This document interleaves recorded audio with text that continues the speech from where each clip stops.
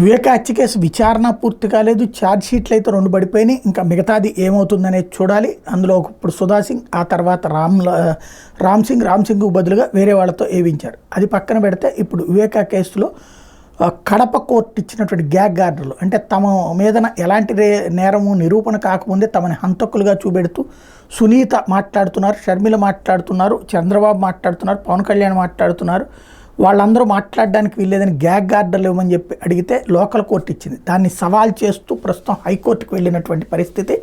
వివేక హత్య కేసు గురించి ఇప్పటికీ 2 బెంచ్లు వాళ్ళు వైదొలిగారు ఈ కేసు నుంచి అని ఇంతకుముందే మాట్లాడుకున్నాం. మన జస్టిస్ శేషసాయి గారి ధర్మాసనం దగ్గర నుంచి తాజాగా ఉప్మాకవారి బెంచ్ దాకా ఇప్పుడు వచ్చేటప్పటికి తాజాగా వివేక హత్య కేసు గురించి మాట్లాడదని కడప కోర్టు ఇచ్చిన తీర్పు మీద హైకోర్టు ఎల్లుండి విచారించబోతోంది. ఈ తీర్పును వ్యతిరేకిస్తూ షర్మిల, సునీత, బీటెక్ రవి పిటిషన్ దాఖలు చేస్తే ఎల్లుండి వాదనలు వింటామని న్యాయస్థానం పేర్కొంది.